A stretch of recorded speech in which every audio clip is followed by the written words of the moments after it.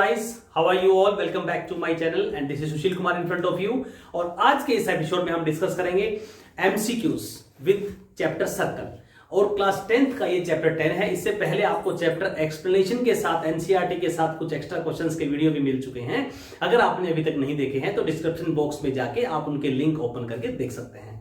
Okay, चलिए आज MCQs हम कुछ सोल्व करते हैं। और ये वो एमसीक्यूज हैं जो हम पीछे के कुछ ईयर्स में रिपीट हो रखे हैं, सीबीएसई में आपने एग्जाम में देखे होंगे। आप कोई भी 5 ईयर उठा के देख लीजिए, कोई 10 ईयर उठा के देख लीजिए, आपको ये एमसीक्यूज पीछे के कुछ 5 ईयर्स में मिल जाएंगे। राइट, चलिए आगे बढ़ते। ये वाला क्वेश्चन भी अगर हम बात करें तो 2011 में ये क्वेश्चन बोर्ड में एग्जाम में आया था, तो हो सकता है उसके बाद भी आया हो। तो उसके बाद मेरी बुक में मेरे पास अपडेट नहीं है, तो आप 5 ईयर चेक करेंगे तो हो सकता है उसमें भी आपको मिल जाए। चलिए देखते हैं क्वेश्चन क्या है। क्वेश्चन है आपके पास, which of the following pair of lines in a circle can not be parallel. इनमें से कौन सा पेयर ऑफ लाइंस है जो कैन नॉट, आप इस वर्ड पे फोकस करिए, पैरेलल नहीं हो सकता। ठीक है, पैरेलल। तो देखिए कह रहा है क्या 2 कोड्स पैरेलल नहीं हो सकती? क्या 2 कोड्स तो पैरेलल हो सकती हैं। Suppose this is your circle और ये 2 कोड हो गई, ये दोनों सपोज पैरेलल हैं, पैरेलल हो सकती हैं कोड, तो कोई दिक्कत नहीं है। मतलब ये आंसर नहीं है, इसने पूछा है can not. So a code and a tangent, code and a tangent, code और टेंजेंट भी पैरेलल हो सकते हैं। देखिएगा ये आपका टेंजेंट हो गया, सपोज ये इस पॉइंट पे कट कर रहा है, टेंजेंट है, और ये आपकी कोड हो गई। राइट, ये आपका टेंजेंट सर्कल का सेंटर है। ओके, तो ये दोनों भी आपस में पैरेलल हो सकती हैं, नो प्रॉब्लम। राइट, उसके बाद है 2 टेंजेंट। क्या 2 टेंजेंट पैरेलल नहीं हो सकते? देखिए 2 टेंजेंट भी तो पैरेलल हो सकते हैं। सपोज दिस इज सर्कल और एक टेंजेंट यहां से पास कर रहा है, एक टेंजेंट यहां से पास कर रहा है। इससे पहले हमने थ्योरम भी प्रूव किया है कि अगर किसी सर्कल के डायमीटर के दोनों एंड से अगर टेंजेंट पास किए जाएं तो वो टेंजेंट दोनों क्या होंगे? पैरेलल होंगे। टेंजेंट तो हो सकते हैं पैरेलल। ठीक है, चलिए आगे देखते हैं नेक्स्ट ऑप्शन, 2 डायमीटर्स। भाई 2 डायमीटर कैसे पैरेलल हो सकते हैं? देखिएगा दिस इज सर्कल, ये सर्कल है आपके पास, और एक डायमीटर यहां से मैंने बनाया। अब आपको दूसरा डायमीटर बनाना है, इसके पैरेलल कैसे बना सकते हैं आप? अगर आप इसके लाइन को यहां से बनाएंगे तो वो एक कोड होगी, that will not be a diameter because diameter always pass through the centre. ठीक है, अगर दूसरा मैं डायमीटर बनाऊंगा तो वो यहां से बनेगा। अब ये पैरेलल तो नहीं हुआ। राइट, सो 2 डायमीटर जो हैं वो पैरेलल कभी नहीं हो सकते, तो इसका ऑप्शन हो जाएगा आपका डी पार्ट। चलिए आगे बढ़ते हैं क्वेश्चन नंबर 2 के लिए। See question number 2। Question number 2 एक बहुत ही छोटा सा क्वेश्चन है बट बहुत ही इंपॉर्टेंट क्वेश्चन है। देखिएगा कैसे, the number of tangent that can be drawn from an external point to a circle is. Number of tangent कितने होंगे आपके पास? अब टेंजेंट किसी सर्कल के आपको ड्रॉ करने हैं, 1 होंगे, 2 होंगे, 3 होंगे, 4 होंगे। कितने टेंजेंट आप ड्रॉ कर सकते हैं किसी एक्सटर्नल पॉइंट से? ओके, किसी एक पॉइंट से।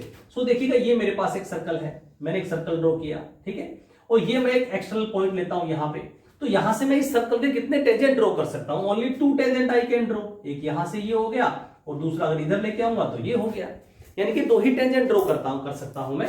अगर आप एक सर्कल लेते हैं, सपोज आपने एक सर्कल ले लिया और यहां पे आपने एक पॉइंट ले लिया, इस बार यहां पे पॉइंट ले लीजिए, तो यहां से जब टेंजेंट आप ड्रॉ करेंगे तो ऐसे हो सकता है और ये टेंजेंट ऐसे हो जाएगा।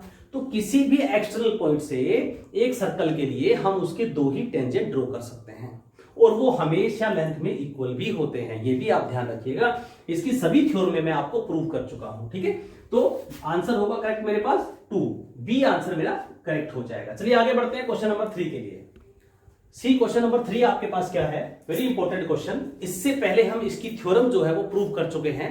इसका थ्योरम इसी क्वेश्चन के ऊपर बेस आपका एक थ्योरम है जो कि 10.2 की एक एक्सरसाइज में भी है।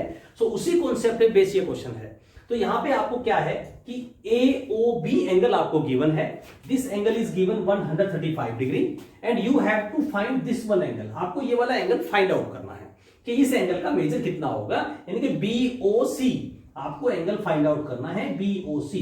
राइट, सो आप ये देखिए, आप थ्योरम में जाके समझेंगे, पीछे की वीडियो लिंक मिल जाएगा आपको इसी वीडियो के डिस्क्रिप्शन बॉक्स में, वहां से आप उसको समझ लीजिए। इन दोनों एंगल्स का, अपोजिट एंगल्स का जो सम है वो आपके पास क्या होगा? 180 डिग्री होगा। सो यहां से आप क्या करेंगे, angle AOB plus angle BOC is equal to 180 degree. Right और नॉट? अब देखिए आपके पास AOB आपको गिवन है, angle AOB plus put the value of angle AOB 135 degree plus angle BOC is equal to 180 degree. So यहां से आपके पास एंगल BOC क्या आ जाएगा, यहां से आपके पास एंगल BOC आ जाएगा आपका 100। सो आप यहां पे 135 आपका राइट में आएगा, माइनस हो जाएगा, तो एंगल BOC आपके पास आ जाएगा जी 5 10 45 डिग्री, राइट। 45 डिग्री का मेजर आपके पास ये वाला एंगल BOC आ जाएगा, दिस इज 45 डिग्री, करेक्ट। सो आप इन थ्योरमों के आउटपुट को आप ध्यान में रखिएगा, थ्योरमों के रिजल्ट आपको रिमेंबर रखने हैं, क्योंकि आपको एमसीक्यूज में थ्योरम को प्रूव नहीं करना है, आपको क्विक आंसर करना है, राइट। सो यहां पे आपके पास आंसर हो जाएगा B, that is 45 degree correct answer. चलिए आगे बढ़ते हैं क्वेश्चन नंबर 4 के लिए।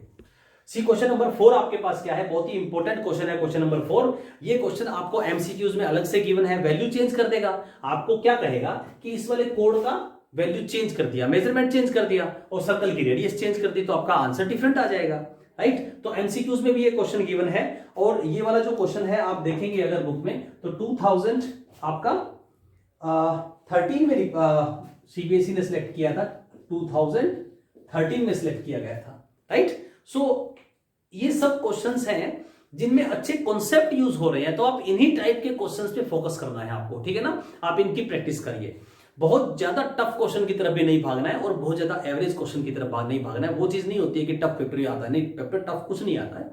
आपको अगर कॉन्सेप्ट पता है तो पेपर आपको बिल्कुल ईजी लगता है, ठीक है।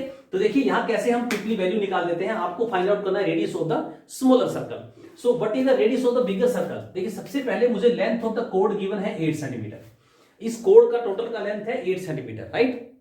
तो मैं क्या करता हूं, यहां से सेंटर O से यहां पे मैं परपेंडिकुलर ड्रॉ कर लेता हूं, राइट। ये परपेंडिकुलर ड्रॉ हो गया मेरा।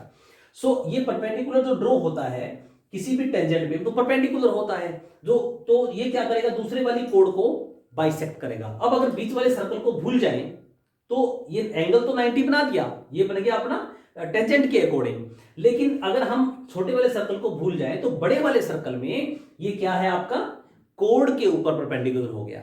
और किसी भी सर्कल में जब आप कोड पे परपेंडिकुलर ड्रॉ करते हैं, अगर आपने एक सर्कल ड्रॉ किया और अगर आप उसकी कोड के ऊपर सेंटर से परपेंडिकुलर ड्रॉ करेंगे तो वो 2 इक्वल पार्ट्स में डिवाइड कर देगी उसको, ठीक है ना। सो यानी कि ये 4 सेंटीमीटर हो गया, दिस इज ऑल्सो 4 सेंटीमीटर। इन चीजों को आपको ध्यान में रखना है, छोटी छोटी बातें हैं, ये सब थ्योरम्स में प्रूव कर चुका हूं मैं, ठीक है। उसके बाद देखिएगा radius of the bigger circle is 5 centimetre. जो लार्जर सर्कल है आपके पास उसका रेडियस आपको 5 सेंटीमीटर गिवन है।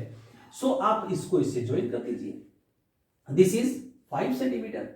सो अब आपके पास ये ट्रायंगल बन गया राइट एंगल ट्रायंगल, राइट और नॉट। इसको हम पी नेम दे देते हैं, ठीक है। इन ट्रायंगल अब हम लिखेंगे इन ट्रायंगल AOP।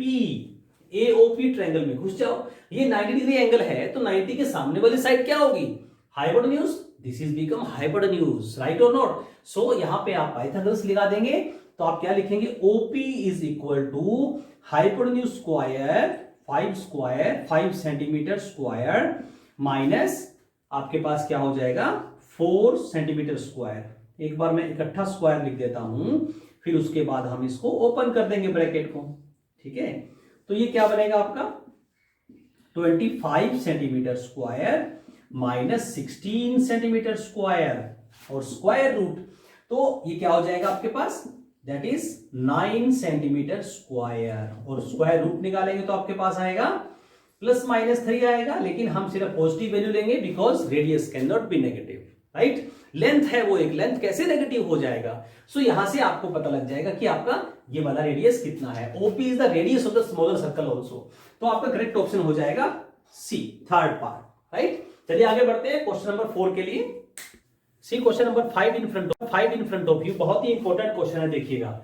और बहुत ज्यादा इंपॉर्टेंट क्यों हो गया सर ये question, because this question is based on the concept of trigonometry, right. यहां पे टिग्नोमेट्री का आपको यूज करना है। देखिए गिवन क्या है, कहता है if the length angle between the two tangent drawn from an external point, एक एक्सटर्नल पॉइंट से 2 टेंजेंट ड्रॉ किए गए हैं और उनके बीच में एंगल जो है वो 60 डिग्री है और सर्कल का जो सेंटर है दैट इज O और एक्सटर्नल पॉइंट जो है वो आपके पास P है, राइट। एक्सटर्नल पॉइंट आपने P लिया, सर्कल का सेंटर O मार्क किया, अकॉर्डिंगली साथ साथ डायग्राम बनाते रहेंगे। Find the length of the OP, आपको ये वाला लेंथ फाइंड आउट करना है, right. Centre to the distance of this point, external point का डिस्टेंस आपको फाइंड करना है फ्रॉम सेंटर। सो हम इसको ज्वाइन कर देते हैं, राइट। और सबसे उससे भी बड़ी बात ये, पहली बात ये कि आपको गिवन क्या है, देखिएगा दिस एंगल इज 60 डिग्री। सो ये पूरा एंगल आपको 60 डिग्री गिवन है, और ये हम पहले प्रूव कर चुके हैं कि this triangle and this triangle they both are congruent, दोनों कॉन्ग्रुएंट होती है। मीन ये जो लाइन होती है आपकी ओपी, जो लाइन होती है टेंजेंट पॉइंट से, एक्सटर्नल पॉइंट से जो सेंटर पे लाइन ज्वाइन होती है, वो इस एंगल को भी 2 इक्वल पार्ट्स में डिवाइड करती है और इस वाले एंगल को भी 2 इक्वल पार्ट्स में डिवाइड करती है। इसका मतलब क्या हुआ कि अगर ये पूरा एंगल 60 है तो मेरे पास ये सिर्फ एंगल हो जाएगा 30 डिग्री, और ये एंगल भी मेरे पास हो जाएगा 30 degree, right. And radius is perpendicular with the tangent, radius पर टेंजेंट के साथ परपेंडिकुलर होता है, यानी ये एंगल मुझे 90 डिग्री पता लग गया। This point is A and this point is B, और रेडियस आपको यहां पे गिवन है क्या, ए सेंटीमीटर, कुछ भी वेरिएबल आपको गिवन है यहां पे ए सेंटीमीटर, राइट। उसके बाद देखिएगा, अब आपको लेंथ क्या फाइंड करना है, आपको फाइंड आउट करना है ओपी। सो यहां पे कोई कांस्टेंट वैल्यू है नहीं मेरे पास, यहां मुझे रेडियस जो है वो वेरिएबल में गिवन है, तो आंसर मेरा वेरिएबल में ही आएगा। सो ऑप्शंस में आपके पास है a 2a, √2a, √3a, कोई भी इनमें से वैल्यू आ सकती है। तो देखिए इस क्वेश्चन को दोस्तों आप दो तरीके से कर सकते हैं, हम दोनों ही मेथड यहां पे डिस्कस करेंगे, ठीक है। देखिएगा मेथड 1, अगर मैं आता हूं इन ट्रायंगल, हम ट्रायंगल AOP में आ जाते हैं, इसी ऊपर वाली ट्रायंगल में आ जाते हैं। तो देखिएगा जब ट्रिग्नोमेट्री की बात करते हैं तो जिस लाइन पे एंगल बना होता है वो बेस होता है, ठीक है। यानी कि सबसे पहले तो ये डिसाइड कर लीजिए कि आपकी राइट एंगल ट्रायंगल में हाइपोटेन्यूज कौन है। सो 90 डिग्री के सामने का जो साइड होता है that is hypotenuse opposite to the right angle. So ये मेरे पास क्या हो गया, ओपी हाइपोटेन्यूज हो गया, जो मुझे फाइंड आउट करना है। This is my hypotenuse, right, ये मार्क कर दिया मैंने। अब ये वाला जो 30 डिग्री एंगल है ये इस लाइन पे हो गया, हाइपोटेन्यूज को छोड़ दो, वो तो इसके इक्वल हो ही नहीं सकता, राइट। सो ओपी मेरे पास हो गया 30 डिग्री, ये एंगल 30 डिग्री है तो ओपी मेरे पास क्या हो गया, बेस हो गया।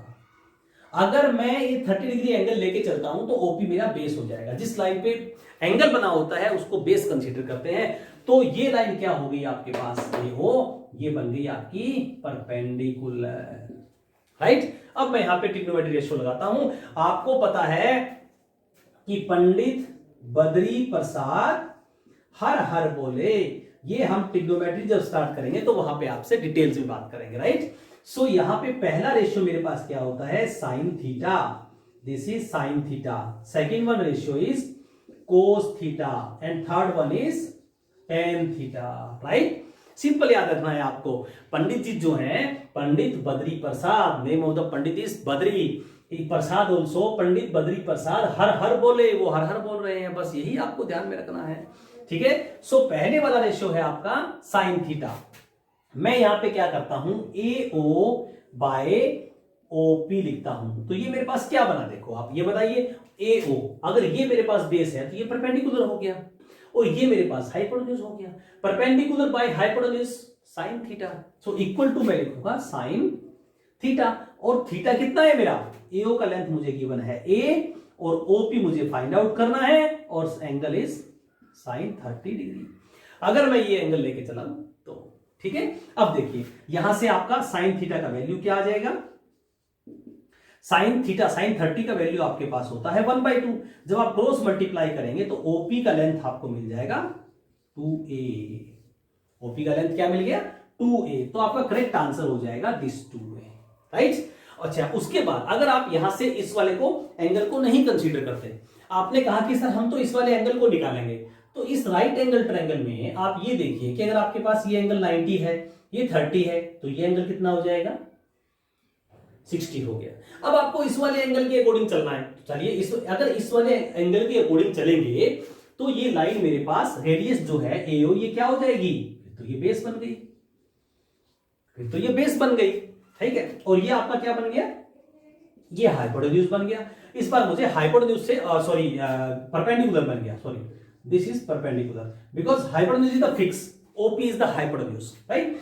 सो देखिएगा अब यहां पे हम ये करते हैं OP OA upon OP is equal to क्या रहेगा मेरे पास, देखो अब ये जब बेस बन गया, जब आप एंगल ये वाला लोगे तो ये बेस हो गया, तो बेस अपॉन हाइपोटेन्यूज क्या होता है आपके पास, cos theta, second trigonometric ratio that is cos theta. अब OA कितना है, OA मेरे पास A है, OP मुझे फाइंड आउट करना है, is equal to cos 60 degree हो गया, right. So A upon OP is equal to cos 60 का वैल्यू क्या होता है आपके पास, कोस 60 का वैल्यू आपके पास होता है 1/2, क्रॉस मल्टीप्लाई करिए, OP is equal to 2A। आप किसी भी तरीके से देख लीजिए, समझ लीजिए इस क्वेश्चन को, दोनों तरीकों से आंसर आपके पास सेम ही आएगा, ठीक है। तो अननेसेसरी आपको ये एंगल फाइंड आउट करने की जरूरत भी नहीं है, और अगर करें भी तो कोई दिक्कत भी नहीं है, क्योंकि माइंड में ही आप कैलकुलेट कर सकते हैं इसको, ठीक है। सो ट्रिग्नोमेट्री के कॉन्सेप्ट ध्यान में रखते हुए इस क्वेश्चन को आप सोल्व करेंगे, तो करेक्ट आंसर मेरे पास है 2A, right. Very very important question, 2017 में आपका क्वेश्चन ये एग्जाम में डिस्प्ले हुआ था, और आज के इस वीडियो में एपिसोड में हम यहीं तक काम करेंगे, यही 5 क्वेश्चंस आपके लिए हैं। नेक्स्ट एपिसोड में मिलते हैं वेरी सून नेक्स्ट चैप्टर के साथ। Thank you so much for watching my channel. जय हिंद, जय भारत।